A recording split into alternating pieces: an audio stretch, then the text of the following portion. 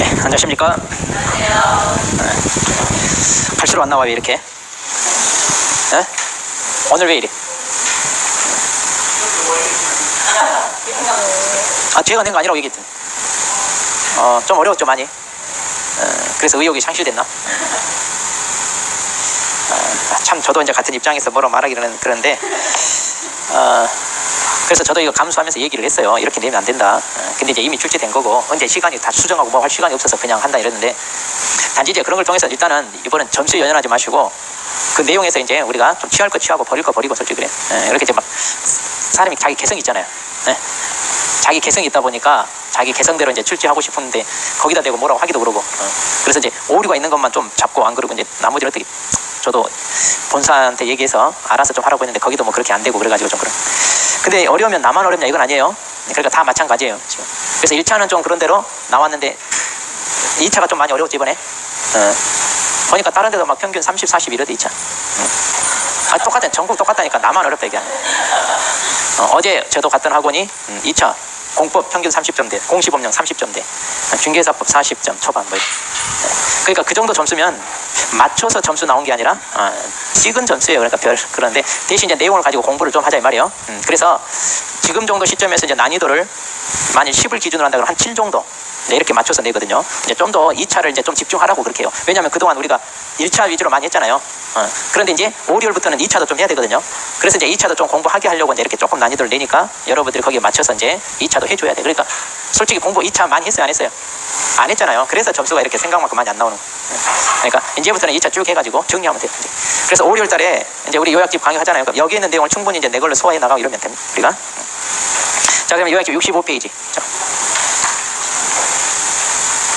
자, 65페이지. 자, 이제 오늘 또 우리 배울 부분 중요한 부분입니다. 이제 오늘 우리가 또 암기해야 되는 거 행정처분 벌칙 부분 이제 그런 거 쭉 나와. 그럼 이제 이걸 우리가 6월까지 암기하자고 했는데 어때? 잘 암기하고 있어요? 아니면 안 하고 있어요? 안 하고 있죠? 그러니까 암기를 해야 일단 우리 과목은 점수가 나오는데 암기를 하라고 해도 안 하니까 점수가 안 나온 거예요. 그러니까 이거 암기만 하면 우리는 7, 80점대 그냥 올라가요 점수가. 암기만. 오늘 이거 해야 될 부분이니까 그거 잘 우리가 해야 돼. 자, 65페이지 계약금 반환 채무형 보장제도인데, 자, 솔직히 이건 다른 법률은 없어요. 우리 중개사법에만 있는 제도예요. 이게 이제 우리 중개사법에만 있는 제도인데, 이게 이제 상당히 독특한 제도잖아요. 그런데 분량이 얼마 안 돼. 그러니까 문제를 내려고 보면 새로운 문제를 낼 수가 없어요. 그러다 보니까 최근에 이거 계속 안 빠지고 한 문제씩 꼬박꼬박 나왔는데 최근에는 조금 한 몇 년 동안 출제가 안 됐어. 왜냐면 이제 내는 것도 지겨워가지고 크게 새로운 변동이 없다 보니까. 그래도 여러분 이것은 좀 체크해서 알고 있어야 됩니다. 자, 뭐냐? 자, 우리가 매매계약을 체결한다고 했을 때 매수인 측이 매매대금을 매도인 측에게 이제 계약금, 중도금, 잔금 이런 식으로 분할해 지불을 하죠. 그런데 중간에 계약이 파기됐을 때 원상 회복을 해야 됩니다. 그러면 서로 받은 거 돌려줘라 이 말이죠. 그런데 매도인 측이 매수인에게 등기 이전에 필요한 거 해줬냐? 아직까지 안 해. 보통 잔금치를 해주다 보니까. 그러다 보니까 매수인이 매도인에게 돌려줘야 되는 건 없어요. 근데 반대로 이제 매도인은요 계약금, 중도금 이런 걸 받았을 거 아니에요. 자, 그럼 이제 이걸 돌려줘야 되는데 이미 써버리고 나 돈 없다 기다려라 이렇게 나오면 안 된다.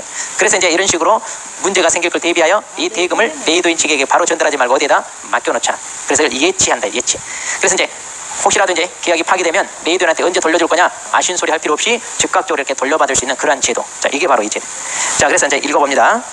자, 개공사는 거래 안전을 보장하기 위해 필요하다고 인정하는 경우 거래 계약 이행이 완료될 때까지 계약금, 중도금, 잔금 묶어서 계약금 등 그러는데 이거를 개공사 또는 대통령령이 정하는 자 명의로 금융기관 등에 예치하도록 거래 당사자에게 권고할 수 있다. 그랬죠? 예. 그러니까 이제 여기서 이제 거기다 밑줄 하세요. 거래 계약의 이행이 완료될 때까지 거기다 밑줄. 거래 계약 이행이 완료될 때까지. 그러니까 이제 이게 뭐냐면 예치 기간이에요. 거기다 쓰세요. 밑에다 예치 기간. 그러니까 이런 대금을 언제까지 맡길 수 있느냐 이 말이에요. 예치 기간. 그러니까 계약의 이행이 다 완료될 때까지 이렇게 이제 맡길 수 있다 이건데. 자, 그러면 마지막에 또 권고할 수 있다 거기다 밑줄. 권고하여야 한다가 아니라 할 수 있다 밑줄. 그래서 이제 이런 제도가 있으니까 활용해 보실래요? 개공사가 당사자들에게 권고할 의무는 없어요.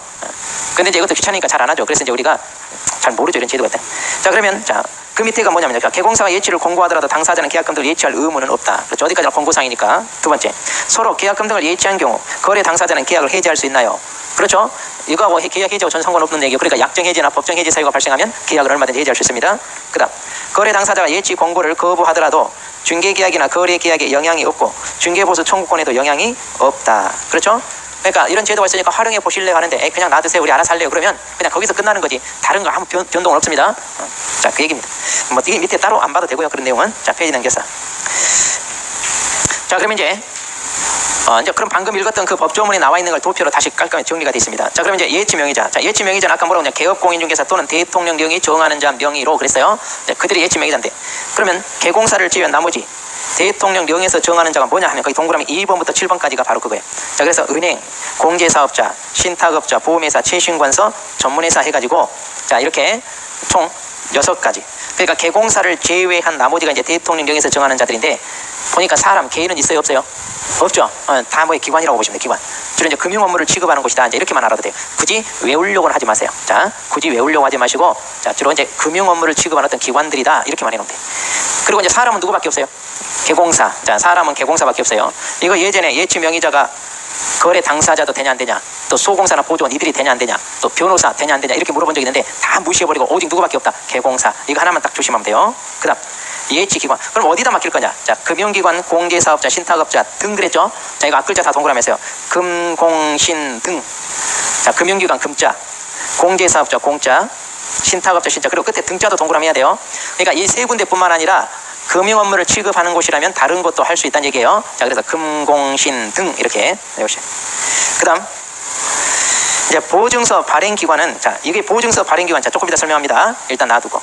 자, 그러면 이제 예치 명의자와 예치 기간을, 그 다음에 그 밑에 예치 기한. 그럼 언제까지 맡기냐? 아까 계약 이행이 완료될 때까지 그랬죠? 자, 이거 잘하세요. 계약이 이행이 완료될 때까지예요. 이것도 시험에 계약금 지급이 완료될 때까지 이렇게도 장난치고 그래요. 계약금 지급이 완료될 때가 아니라 다 계약이 마무리될 때. 그 다음 개공사 명의로 예치되는 경우 특징입니다. 자, 여기서 조심할게. 아까 예치 명의자, 대통령 명의 정하는 자들 많이 있죠? 자, 그런데 그들에게 다 공통으로 적용된다는 게 아니라 개공사 명의로 예치했을 때만 적용되는 겁니다. 그게 몇 가지냐? 3가지. 1번, 2번, 3번 3가지. 자, 그럼 이 3가지 개공사는 이거 지켜라 이 말이야. 이거 3가지 지켜라. 첫 번째, 거래 안전 보장을 위한 약정을 해라 그랬는데 뭐냐? 이제 내가 이거 잘 보관하고 있다가 때 되면 안전하게 돌려주겠다. 이렇게 이제 약정을 해라는 얘기예요. 그리고 이제 이런 일처리를 내가 좀 수고스럽게 해주는데 그러면 수고비로 실비 얼마 주라 하고 그런 금액에 대해서 약정을 미리 하라는 얘기고, 두 번째, 분리관리 인출제한. 그러니까 뭐냐? 자기 소유 예치금과 분리해서 관리해라. 자기 평소 거래하던 통장에다 집어넣어놓고 섞지 마라 이 말이에요.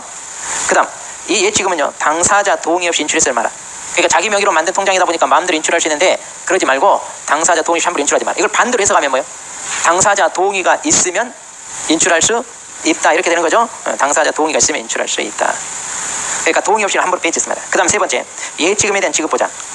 그러니까 이제 동의 없이 인출하지 마라 해도 자기 명의로 만든 통장이다 보니까 마음먹기에 따라 얼마든지 빼돌려서 쓸 수 있잖아요. 그래서 이제 지급 보장이 돼 뭐냐면 보증 설정하라는 얘기. 우리가 지난번에 배웠듯이. 그래서 보증보험, 공개, 공탁 셋 중에 하나 선택해서 가입해가지고 혹시라도 들고 튀면 얘네들이 대신 갚아줄 수 있게끔. 최후 안전장치죠. 네.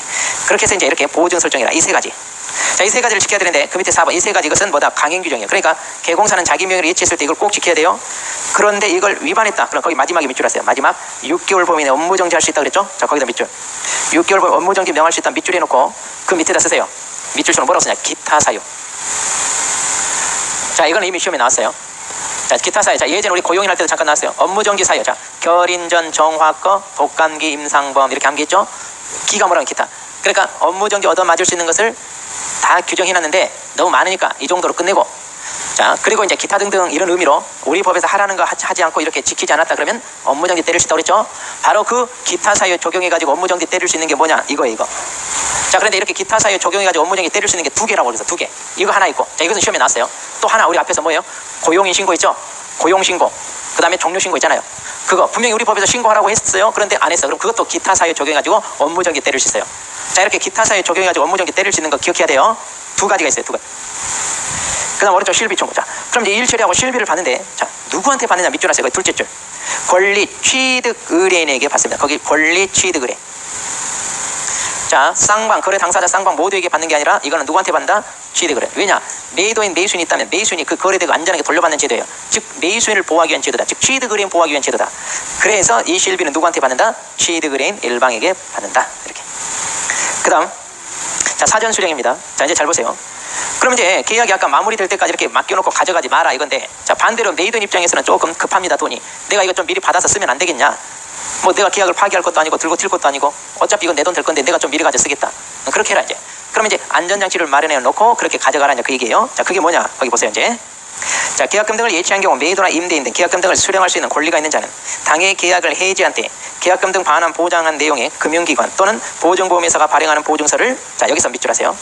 금융기관 또는 보증보험회사 밑줄해놓고 자 이들이 보증서를 발행한다 그러는데 그래서 이걸 보증서 발행기관이라고 그래요. 그래서 왼쪽이 아까 그 박스의 맨 오른쪽 끝에 있잖아요. 그러니까 왼쪽 박스 보면 오른쪽에 보증서 발행기관 그랬죠? 그러니까 그 왼쪽에 예치기관하고 혼동하면 안 돼. 예치기관은 금공신 등이고 보증서 발행기관은 지금 금보야. 여기는 등이란 말 없어요. 금보. 자 여기는 금보 이렇게. 그러니까 이제 얘네들이 보증서 발행해준다는 얘기는 뭐냐? 매도인이 미리 수령해가지고 돈을 쓴다고 했는데 나중에라도 계약이 파기되면 돌려줘야 돼. 근데 미리 쓰는 바람에 못 돌려줘요. 그러면 우리가 대신 책임지겠다 이 말이에요 지금. 그걸 보증서 준다는 얘기예요. 그렇게 해서 이제 이렇게 보증을 써주면 이걸 가지고 그 다음 체크하세요. 거기다 예치 명의자에게 교부. 예치 명의자에게 교부. 자 그래서 예치 명의자에게 교부하고 시험에 예치 명의자에게 교부한단 말 잘 나와요. 꼭 이거 개공사에게 교부한다 또는 거래 당사자에게 교부한다 또 예치 기관에게 교부한다 이렇게 장난 잘 쳐요. 근데 조심해야 돼요. 예치 명의자에게 교부한다. 자 이렇게 해서 이제 간단합니다 이거. 자 그 다음 페이지 넘겨서 이거 따로 써야 돼요. 이거 하기 위해서. 그래서 거기에 대한 비용으로 실비를 받는 거예요 우리가. 이거 일처리해주고 그 들어간 비용 있잖아요. 그러니까 공개 가입했다 공지를 내야 되잖아요. 그럼 그런 비용 들어가잖아요. 그러니까 그런 비용을 이제 우리가 실비조로 받았네요. 이거 따로 해야 돼요. 자 그럼 말 물어본 김에 합시다. 우리가 중개업을 위한 보증 설정은 지난주에 법인은 2억 이상 개인은 1억 이상 그러죠. 그럼 이 업무를 위해 보증 설정 또 해야 돼. 그럼 얼마? 뭐 법인은 2억 이상 개인은 1억 이상 그럴까? 아니요 그게 아니에요. 여기는 예치금을 보장할 만큼 해야 되겠죠. 왜냐면 자 매매대금 5억이야. 근데 개인은 나 1억까지만 책임질게 하고 하면 여러분 맡기겠어 안 맡기겠어? 안 맡기죠. 그러니까 이 업무를 하기 위하여 보증 설정을 할 때는 얼마 설정해야 됩니까 하면 예치 대상이 되는 금액을 보장할 만큼 해야 돼. 그러니까 금액이 크면 클수록 보험료가 많아져요. 그러니까 이제 선택사항이다 이 말이에요. 선택사항. 그런데 이제 그 비용을 우리는 실비조로 뭐 한다? 받아낼 수 있는 거예요. 그러니까 이제 거래 당사자들이 그럼 그 비용을 지불하고라도 내가 맡기겠다 할 수 있냐 이 말이지. 근데 이제 그게 귀찮으면 지네들 알아서 그냥 내비도 우리 알아서 할게 하든가 아니면 중도금 지불하고 소유권이 좀 보존을 위한 가등기를 하든가 그런 거 우리 공시법 배운 대로 하든가 하면 돼요. 자 68페이지. 자 중개보수 실비. 자 여기서도 이제 한 문제 꼬박꼬박 나옵니다. 한 문제. 자 근데 보통 이제 계산 문제가 나오는데 작년에는 어쩌려고 계산 문제가 안 나오고 이론 문제가 두 문제가 나왔어요. 이론 문제가. 계산 문제도요 솔직히 좀 지겨워. 우리도 모의고사 내려면 계산 문제 한 번씩 내야 되는데 지금까지 냈던 계산 문제가 다 거기에 별거 없어요. 매매계약, 교환계약, 임대차 계약, 주로 임대차 계약인데 보증금 얼마에 월세 얼마 계산 방법이 다 똑같아. 금액만 달라.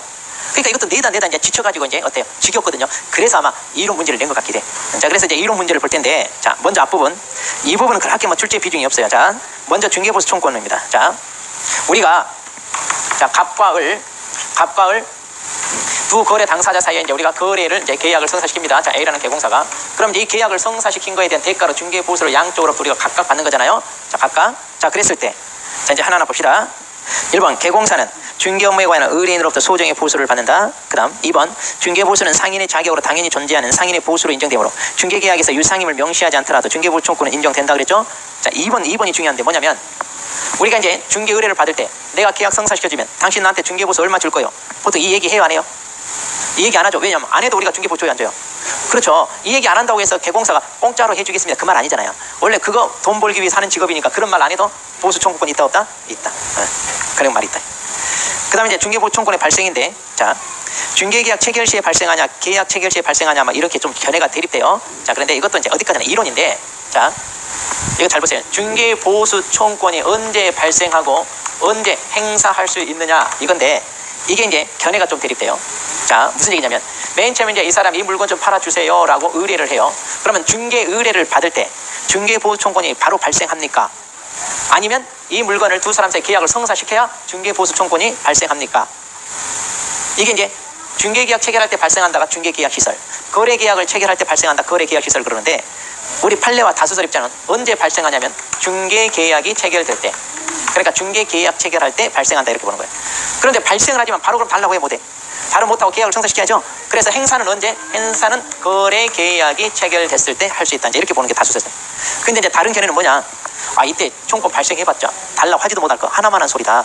그러니까 계약을 성사시켜야 이때 발생도 하고 동시에 행사도 할 수 있다 이렇게 주장하는 거예요. 자 그런데 우리 입장에서는 뭐가 더 나아요? 견해가 먼저 발생하는 게 낫죠. 그러잖아요. 그러니까 중개계약할 때 발생하고 그리고 이제 나중에 계약을 성사시킬 때 행사할 수 있다 이래야 좀 나. 그러면 발생을 이미 중개계약 때 발생을 했어. 그럼 이제 이 권리를 양도할 수 있다 뭐 이론적으로 이미 생긴 권리니까 뭐 그런 얘기가 나오는데 별 중요하진 않아요. 이론적인 거라. 그래서 이제 거기 보시면 동그라미 2번 자 중개 완성 전에 양도가 가능하고 압류 대상으로 할 수 있다 이런 말이 나오는 게 왜냐면 이때 이미 발생하니까 이 권리를 양도하거나 압류할 수 있다 뭐 이런 얘기에 지금 양도나 압류할 수 있다. 어디까지나 이론적이지 실무적으로는 별 의미 없어요.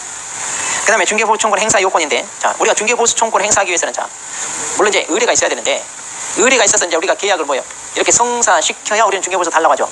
아무리 발바닥 땀나도록 한 달 두 달 열심히 이리 뛰고 저리 뛰고 했어도 중개보수 달라고 못해요. 반드시 뭐예요 계약을 성사시켜야.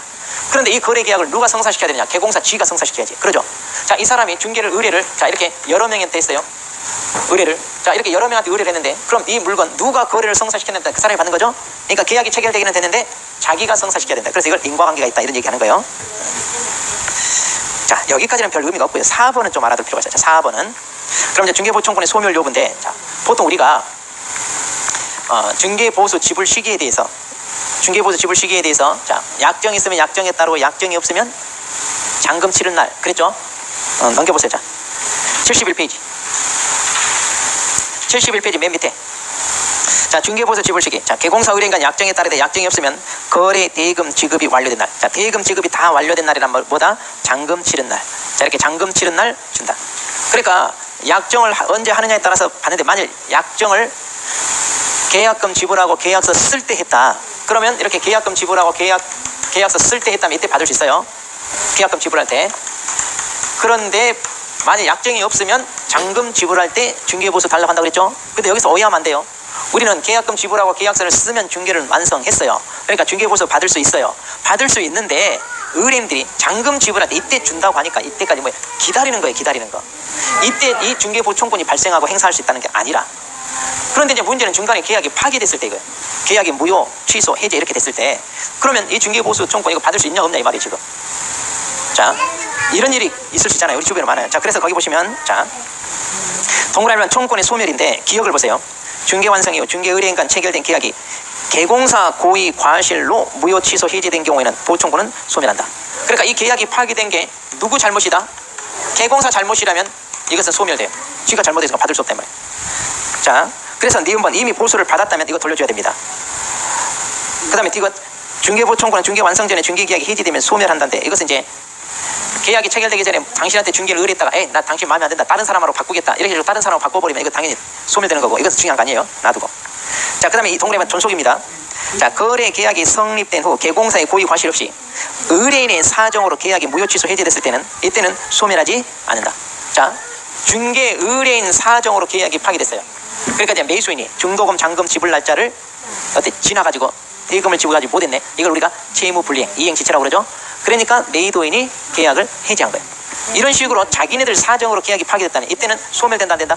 소멸 안 되고 청구는 인정이 됩니다. 그러니까 계약이 중간에 파기됐다고 해서 무조건 보수 청구권이 소멸된다 이러면 안 되고 그 파기된 원인이 누구에게 있는가 따져봐야 돼요. 이것만 좀 조심하면 돼. 자 다시 얘기합니다. 계약이 중간에 파기됐다. 그러면 중개보충권 받을 수 있나요 없나요? 이렇게 물어보면 받을 수 있다 해도 틀렸고 받을 수 없다 해도 틀렸어요. 그 파기된 원인이 누군지 언급이 돼야 돼요. 자, 언급이 돼야 돼. 그래서 이제 당사자 잘못이라면 받을 수 있고 개공사 잘못이라면 받을 수 없고 자, 이 말만 알면 돼요. 이 페이지에서는 이 페이지는 이 말만. 자 그 다음 오른쪽 판례. 자 이 판례를 보세요. 자 무슨 판례냐면 이제 인과관계가 인정되냐 부정되느냐 근데 무슨 얘기냐. 자 우리가 계약을 성사시켜야 중개보수 받는다고 그랬죠. 계약을 성사시켜야. 자 그런데 자 1번을 보세요. 매매계약 성립에 결정적 기여를 한 개공사가 그의 귀책 사유 없이 매매계약서 작성에 관여하지 못하였다 하더라도 중개보수를 청구할 권리가 있다 그랬죠. 무슨 얘기냐면 자 이 물건을 계약 성사시키기 위해서 이제 의뢰를 받아서 광고도 합니다. 그래가지고 사겠다는 사람을 찾아서 이 사람한테 브리핑도 해요. 그래가지고 이제 계약을 성사시킬 어느 정도 합의를 이끌어내려고 둘 사이에 주선을 했습니다. 자 그러니까 이제 두 사람 만나게 하고 합의도 이끌어내기 위해서 중간 역할을 충분히 했다 이거예요.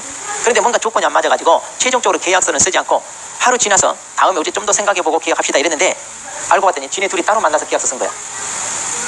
그러니까 뭐냐면 중개보수 안 주려고 우리끼리 직거래했다 그러려고. 근데 지네끼리 직거래했는데 그 전에 이 사람이 열심히 이리 뛰고 저리 뛰고 이 사람 소개시켜주고 물건 브리핑하고 했어 안 했어? 이 역할을 했으니까 거기에 상한 대가 받을 수 있다 없다? 있다 이 말이에요. 거기에 상한 대가 받을 수 있다. 지금 그 다음 2번도 같은 얘기예요. 중개의뢰인 부동산 중개 활동이 쌍방의 제시가격 차이로 일시 중단된 상태에서 중개의뢰인들이 직접 만나 절충 끝에 매매계약을 체결하였다. 중개인은 민법의 취지 및 거래상 신의주의비죠. 그 중개 활동에 상한 보수를 청구할 수 있다. 자, 이런 식으로요. 같은 얘기입니다. 그 다음 2번 인과관계가 부정된 판례는 뭐냐. 자, 개공사가 부동산 매도인을 위하여 거래 상대방을 소개하는 등 노력을 했으나 개공사가 알선한 상대가 아닌 제3인물과 거래를 했어요. 그럼 이런 경우는 인과관계 인정된다 안 된다? 안 됩니다. 자, 이 사람이 물건 팔려고 내놓았는데 의를 소개시키는데 나 이 사람하고는 조건이 안 맞아 계약 안 할래요. 그런데 나중에 갑이 개인적으로 병을 만나가지고 둘이 계약을 했어요. 자, 이런 경우는 어때요? 개공사 한 거 아무것도 없죠? 당연히 중개보수 주는 거 아니죠? 자, 그 얘기입니다. 이것도 어려운 거 아니에요? 자, 그런데 이제 시험은 그 밑에 이제 범위, 이제 여기서부터 나와요. 중개보수. 자, 이 부분을 잘 알아요. 이 부분. 자, 이제 이 부분 중개보수 범위입니다. 먼저 적용 기준. 자, 우리는 물건이 주택이냐 주택 이외냐 이렇게 둘로 나눠집니다. 주택이냐 주택 이외냐. 자, 주택이냐. 그런데 이제 조심할 건 동그라미 2번. 물건이 건축물인데 이 건물이 어떤 건물이냐? 복합 건물이야. 일부는 주택으로, 일부는 주택 이외로 쓰는 이런 건물. 그러니까 보통 우리가 주상복합 그러죠? 1층부터 2층까지는 상가로 쓰고 3층부터 5층까지는 주택으로 쓰는 이런 건물. 자, 이런 건물은 그러면 통으로 거래가 이루어질 때 이거 뭘로 계산해야 됩니까? 자, 뭘로 계산한다? 주택으로 사용되는 면적이 전체 2분의 1 이상이면 뭘로 계산한다? 주택. 자, 여기서 2분의 2 이상입니다. 2분의 1 이상. 그러니까 정확히 반반이면 그때도 뭘로 계산한다? 주택으로 계산합니다. 정확히 반반이라면 주택으로 계산한다. 자, 그런데 이제 주택일 때 하나하나 이제 살펴보겠습니다. 자, 첫 번째. 주택은요. 자, 국토부령이 정하는 범위 안에서 시도조례로 정한다. 이렇게 돼 있습니다. 자, 주택은 국토부령이 정하는 범위 내에서 시도조례. 자, 국토부령이 정하는 범위 내에서 시도조례로 정한다. 이렇게 돼 있습니다. 그러니까 국토부령이 우리 법 시행 규칙이에요. 그러니까 중개사법에서 한도를 정해놓고 보다 세부적인 것은 뭐해라? 시도조례로 정해라. 조심할 것은 여기 시도조례입니다. 우리 시험에 시군구조례 이렇게 많이 나오는데 이거 조심하세요. 이거 은근히 틀려요. 은근히. 시도조례, 시도조례. 그러니까 특별시 광역시 도조례입니다. 그럼 이제 국토부령에서 정하기를 어떻게 정해놨느냐. 자, 거기 보니까 국토부령에서 정하기를 매매 교환일 때는 0.9%까지, 임대차 등일 때는 0.8%까지 받으시오. 자, 그래서 중개사법에서 한도를 이렇게 0.9, 0.8 거래 유형에 따라 구분하고 있습니다. 자, 우리 중개사법에서 이렇게 최고 한도를 정해놓고 최저 한도는 없어요. 이거 조심해야 돼요. 옛날에는 있었어. 옛날에는 0.2에서 0.9, 0.2에서 0.8 이렇게 최저가 있었는데 그게 삭제됐어요. 그래서 지금 최저는 없고 최고 한도만 있습니다. 그럼 이제 이 범위에서 뭐해라? 시도조례로 지금 정해라 이 말이에요. 지금 이 범위에서 이렇게 시도조례로 정해라. 그러면 시도조례로 정하라. 이러다 보니까 어떤 문제가 생기냐? 그 밑에 봐봐요. 맨 밑에죠. 이제 첫 번째 기억. 주택 소재지와 사무소 소재지가 다를 때는 그럼 어디 거 따라야 됩니까? 어디 거 따른다? 사무소 소재지 따른다. 자, 그러니까 이제 사무소 기준인데 이거 헷갈리면 이렇게 하세요. 계약서 작성할 때 그 방바닥에서 쓸 거냐 사무소에서 쓸 거냐 이거 돌리면 돼. 어디서 쓴다? 사무소. 그렇게 해서 사무소. 두 번째, 법인의 분사무소에서 중개를 완성했을 때, 자, 이때는 어떻게 할 거냐? 우리가 분사무소에서 뭐 한다 그러면 대부분 주사무 찾아갔죠? 자, 그런데 중개를 했을 때는 그 지역 현실 상황을 반영해야 돼. 그러니까 이때 수수료 조례는 당연히 어디까 따라야 되냐? 분사무소. 그러니까 주사무소는 서울 강남이고 분사무소가 여기 지방에 있어요. 그럼 그 지방 시세를 따라야지 강남 거 따라보면 안 되잖아요. 그러니까 이때만큼은 분사무소 소재지 시도조례에 따른다. 이렇게 보시면 돼. 물론 이것은 법조문에 없는 내용이에요. 우리가 해석하기를 이렇게 하는 겁니다. 네. 자, 그래서 이제 시도조례는 항상 어디가 기준이다? 사무소 기준이라는 것이. 자, 그럼 페이지 넘깁니다. 자, 그러면 이렇게 페이지를 넘겼더니, 자, 이제 서울특별시 조례를 예로서 이제 우리가 설명을 할 겁니다. 이거는 외우는 게 아니에요. 왜냐하면 전국의 시도조례가 꼭 같으리란 법이냐 다를 수도 있어요. 물론 대부분 같은데, 그러니까 이것은 외워서 우리가 시험을 보는 게 아닙니다. 그러면 지역마다 답이 다를 수 있어요. 자, 그래서 조건으로 주니까 이 서울시 조례를 가지고 설명합니다. 자, 먼저 서울시 조례를 보니까 매매 교환이냐 임대차 등이냐 해가지고 거래 가액대별로 요일이 다 정해져 있습니다. 자, 이게 이제 상한 요일에 상한 요일. 그러니까 이걸 넘지 마라. 이 선에서 이제 계산하는 건데, 거기 보니까 자, 먼저 매매 교환을부터 보죠. 자, 그 5천 미만일 때는 요일이 얼마예요? 0.6% 받아라. 그리고 5천에서 2억이면 0.5, 2억에서 6억이면 0.4, 6억에서 9억이면 다시 0.5로 올라가요. 자, 그래서 거래 금액에다가 이 요율을 곱해서 계산합니다. 이렇게 해서 이제 산출액을 매매 같으면 매도인 매수인 양쪽으로, 교환이라면 또 양 당사자로부터 각각 받는 거예요. 조심하세요. 이 금액에다가 요율을 곱해서 산출한 금액을 거래 당사자로부터 각각 받는 거지 균분하여 받는다 이러면 안 돼요. 이 금액을 균분한다고 다시 또 쪼개라는 얘기인데 그럼 얼마 안 돼. 그렇게 하는 거 아니에요. 각각. 자, 그런데 그 옆에 또 한도이란 말이 있어요. 자, 이 한도이란 말은 또 뭐냐? 방금 거래 금액에다 요율을 곱해서 산출된 금액이 나오면 자, 이 금액을 한도액과 비교해서 이거 넘지 마라 그 말이야. 왜냐면 조금 금액대가 낮은 금액은 의뢰인들한테는 이 금액도 좀 부담된다 이거야. 그래서 이제 한도액을 정해놓고 이걸 넘지 마라 이겁니다. 보니까 2억에서 6억, 6억에서 9억은 한도액이 없죠. 그러니까 이 경우는 거래 금액에다 요율을 곱해서 산출된 그거를 그대로 다 받으면 돼요. 그러니까 한도액은 금액대가 좀 낮은 쪽에만 있습니다. 자, 임대차 등을 보세요. 자, 여기다 이제 5천 미만일 때 0.5, 5천에서 1억일 때 0.4, 1억에서 3억이 0.3, 3억에서 6억이 다시 0.4 이렇게 되네요. 자, 이거 외우는 거 아니라고 그랬어요. 그런데 여기도 한도액이 있네요. 그래서 5천 미만에 20, 그 다음 5천에서 1억 사이에는 30만 원 이렇게. 그러니까 계산 다 해놓고 한도액 비교하는 거 빠뜨리면 안 됩니다. 꼭 해. 그리고 이제 그 옆에는 이제 고급 주택이라 해가지고 매매가가 이제 9억이 넘거나 임대 보증금이 6억이 넘는 경우는 그걸 어떻게 한다는 얘기냐. 자, 매매나 교환 같은 경우는 최고한도가 아까 0.9니까 자, 이 0.9 범위 내에서 서로 협의해서 요율을 정해요. 협의해서. 그러니까 나는 0.7 받겠다, 나는 0.8 받겠다 협의하면 돼요. 근데 이제 대부분 협의 같은 거 없어요. 관행으로 다 0.9 받아요. 여기도 마찬가지. 0.8에서 서로 협의하라 임대차 같으면. 근데 이런 경우도 협의 안 해요. 거기다 막 0.8 최고로 받지. 어쨌든 고급 주택은 자, 고급 주택은 최고 한도에서 서로 협의해서 받는다. 이런 식으로 보시면 돼요. 자, 그러면 이제 주택 이외의 물건은 그럼 어떻게 됩니까? 이제 주택 이외에요. 자, 거기 가로 안에 그랬죠. 가로 안에 국토부령으로 정한다 그랬죠. 네. 여기 국토부령으로 정한. 그 말은 주택 이외에는요 국토부령에서 아예 정하니까 시도조례 맞겠냐 안 맞겠다는 얘기예요. 그러면 국토부령에서 뭐라고 정해놨냐 이 말. 거기 1번에 보면 거래금액 0.9% 이내에서 상호 협의하여 정하시오. 자, 거래금액 0.9 이 범위 내에서 상호 협의해서 정하시오. 아하, 주택 이외에는 거래 유형 구분 없어요. 그러니까 매매교환 임대차 구분 없이 무조건 다 얼마다 다 0.9예요. 그 다음 주택 이외에는 이렇게 시도조례 안 맡기고요. 그냥 처음부터 뭐예요? 서로 협의해서 정하시오 이렇게 돼 있어요. 0.9에 서로 협의해서. 네. 그런데 동그라미 2번 이런 조문이 하나가 돼 있어요. 뭐냐? 개공사는 법정 중개보수 요율 범위 안에서 실제 자기가 받고자 하는 중개보수 상한 요율을 중개보수 실비 요율 및 한도의 표에 명시하고 초과수수하지 마라. 자, 지금 0.9에서 상호 협의하라고 그랬거든요. 그러니까 이제 한마디로 뭐냐? 경쟁을 붙이겠다 이거야. 경쟁을 붙여가지고 가격을 떨어뜨리겠다 이런 취지예요. 그래서 자기가 받고 싶은 요율을 명시하라 이거야. 그러니까 법에서 한도가 0.9인데 나는 0.9까지 안 하고 0.7까지만 받겠다? 그럼 0.7까지만 받겠다고 중개보수표 이게 이제 표거든요. 여기다 이걸 써가지고 이걸 넘으라 넘지 마라. 이걸 넘지 마라 이거야.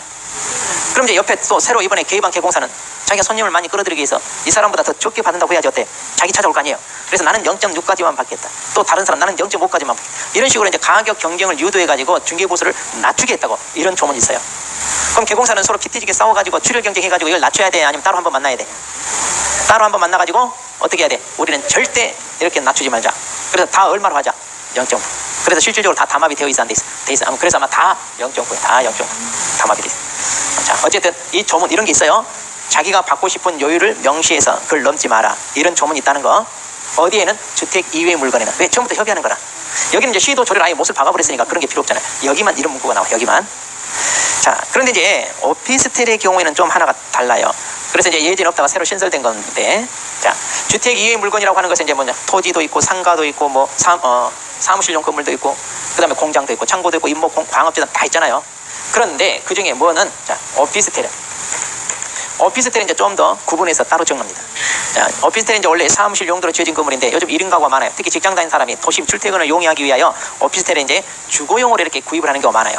자, 그랬을 때 나는 사무실 용도가 아니라 주거용인데 중개보수가 이렇게 사무실 용도로 하다 보니까 즉 주택 이외로 하다 보니까 0.9 해가지고 비용이 많이 나와. 그래서 이제 나는 주거용이니까 주거용 현실에 맞춰서 좀 낮춰달라 이렇게 해서 이제 바뀌어진 거예요. 자, 그런데 이제 오피스텔 같은 경우는 대신 조건이 있습니다. 거기 뭐라고 돼 있냐? 전용 면적이 85제곱미터 이하여야 됩니다. 전용 면적이 85제곱미터 이하. 그 다음 자, 입식 부엌과 화장실 목욕시설 이걸 갖춰라 이거예요. 자, 그러니까 이제 싱크대 같은 거 보통 조그맣게 하나 있고요. 그 다음에 욕실과 그 다음에 화장실이 딸려서 같이 가지고 있죠. 아마 다 대부분 이거 설치돼 있어.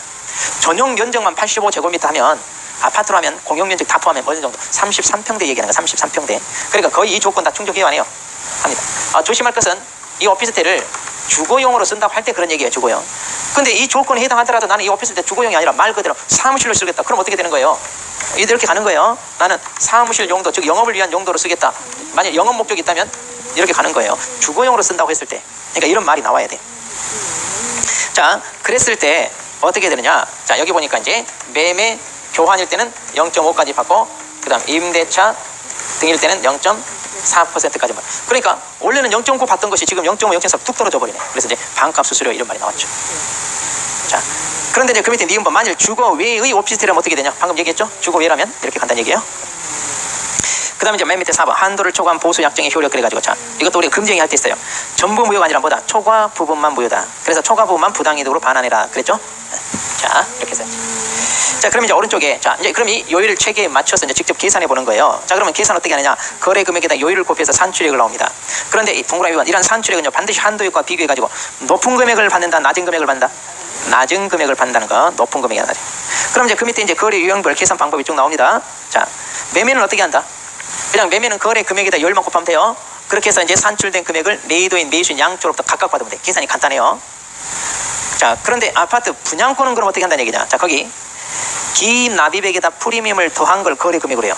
그래가지고 여기다 요율을 곱합니다. 자 그러니까 자 분양권 내가 3억짜리 아파트를 분양을 받았어요. 그러면 계약금으로 3천, 그 다음에 1차 중도금으로 3천, 그리고 여기다 프리미엄으로 5천만 원 더 얹어서 대판다고 할 때 원래 3억짜리 5천만 원 더 얹어서 대파니까 지금 얼마?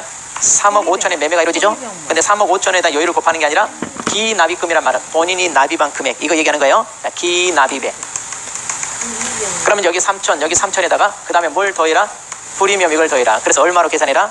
1억 1천으로 계산해서 요율을 곱해라. 이렇게 됩니다. 분양권은. 자, 그 다음에 동그랑땡 세 번째. 자, 동일 물건에 대하여 동일 당사자 간에 매매를 포함한 둘 이상의 거래가 동일 기회에 이루어지는 경우에는 매매 계약에 관한 거래 금액만을 적용한다. 여기서 동일한 말이 몇 번 나와요? 3번. 자, 동일 물건, 동일 당사자, 동일 기회. 자, 그러니까 이때는 뭔만 계산한다고요? 매매. 그러니까 이거예요. 자, 갑하고 을하고 매매가 이루어집니다. 어떤 주택에 대해서. 자, 그런데 이제 이 사람이 내가 지금 팔지만 당분간 따로 이사가기가 애매해서 이 집에서 세입자로 좀 더 1년간만 또는 2년간만 살자라고 임대차 계약이 다시 체결됩니다. 자, 이랬을 때는 어떻게 됩니까? 이랬을 때는. 그랬을 때는 이 물건은 매매 대상물, 임대차 대상물, 동일 물건. 갑과 을은 매매 당사자, 임대차 당사자, 동일 당사자. 그러면 매매를 포함한 다른 계약, 동일 계약. 동일 계약만 같은 날 이루어진다 이런 말이에요. 자, 같은 날. 그럼 이랬을 때 어떻게 된다는 얘기냐? 뭔만 계산해라?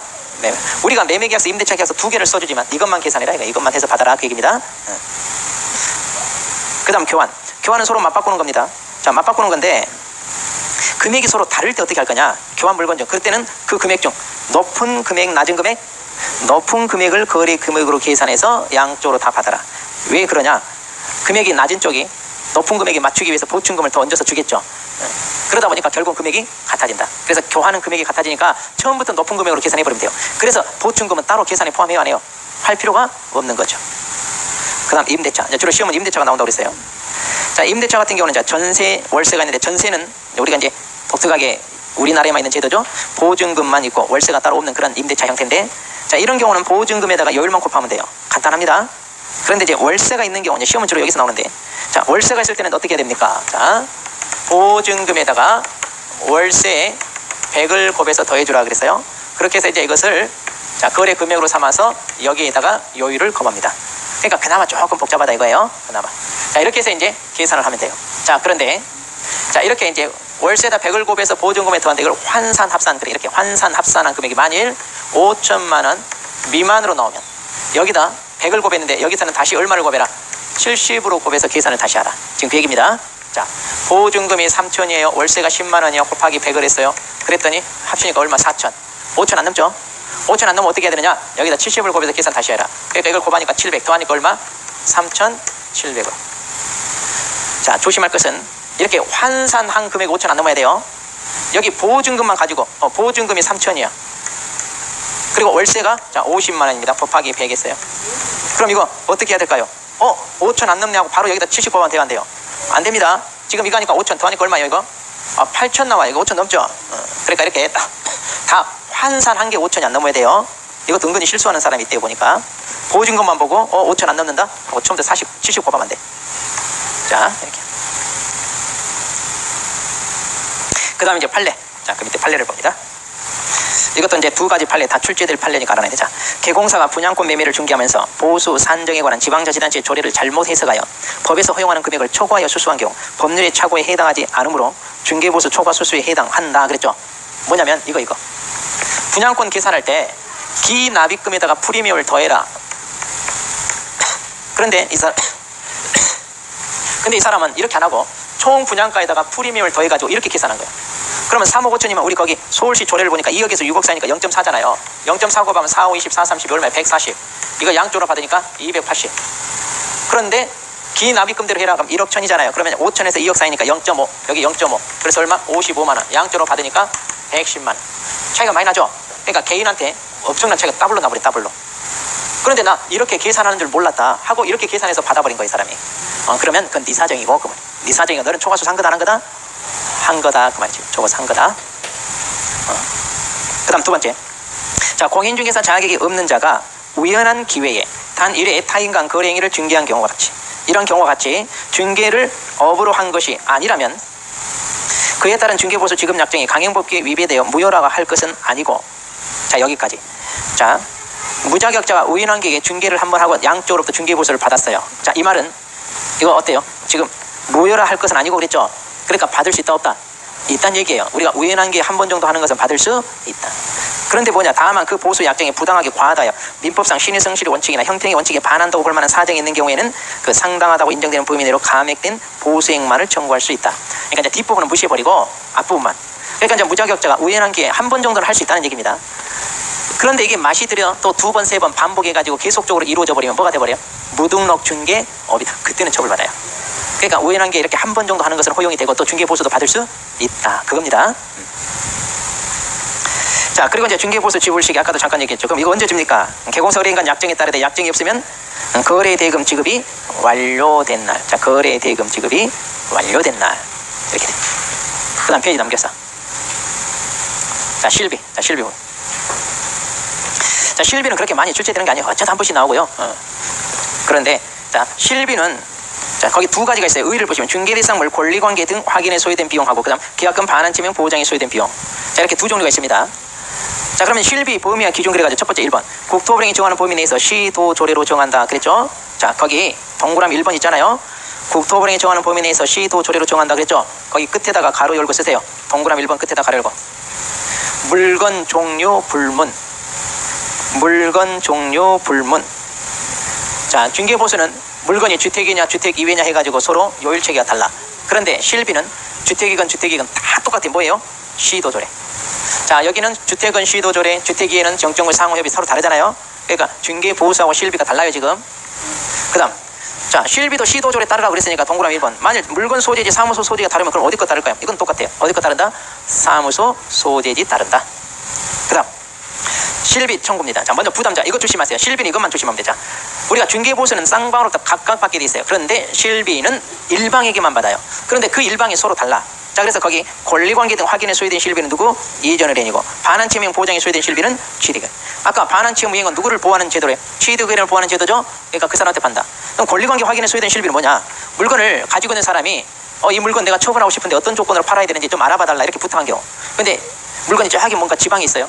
그럼 여러분들이 그 지방까지 가서 물건을 분석하고 입지 조건도 분석하고 그 다음에 시세도 분석하고 자, 공법상 규제가 있나 없나 이런 걸 다 분석해야 돼. 그러니까 현장에 가서 그걸 분석하느라 한 며칠 머물러요. 숙박비, 식대, 또 교통비 이런 거 들어가잖아요. 이런 거 청구하는 게 바로 이 실비입니다. 이 실비. 자, 그러면 이제 2번 실비 청구해가지고 1번 개공사가 영수증 등을 첨부하여 청구하되 시도 조례에 규정된 금액 이외에 어떠한 명목으로도 청구할 수 없다. 그래서 이제 시도 조례 보면 식대, 숙박비, 교통비 막 이런 거 있어요. 네, 거기에 맞는 것만 청구할 수 있다. 그리고 2번. 자, 2번은요. 이것만 잘 알아야 돼. 실비는 계약 체결과 무관하게 받을 수 있으면 거기다 밑줄. 그 다음 또 밑줄. 중개보수와는 각각 별도로 받을 수 있다 밑줄. 이게 이제 중요해. 자, 중개보수는 계약을 성사시켜야 받습니다. 그런데 실비는 반환채무형 보장 실비는 어때요? 계약을 이미 성사시키고 자기 명의로 금액을 맡겨놓은 거니까 계약 체결과 다르죠. 또 권리관계 확인에 대한 소요된 실비는요. 물건을 가지고 있는 사람 이것 좀 알아봐달라 부탁해가지고 알아봐줬어요. 그러면 거기까지 그럼 들어간 비용 준다 이런 얘기예요. 그러니까 계약 체결과 무관해요. 또 만일 계약을 성사시켰으면 중개보수 따로 받고 실비도 따로 받고 이렇게 각각 별도로 받는다. 그럼 이제 실비 지불 시기가 나오는데 이건 뭐 중요한 게 아니에요. 권리관계 확인에 소요된 실비는 확인 설명을 마칠 때 그랬고 그다음에 반환채무형 보장에 소요된 실비는 이제 반환하는 때 그런데 이것은 이제 법 조문에 있는 거 아니에요, 여러분. 우리가 이때쯤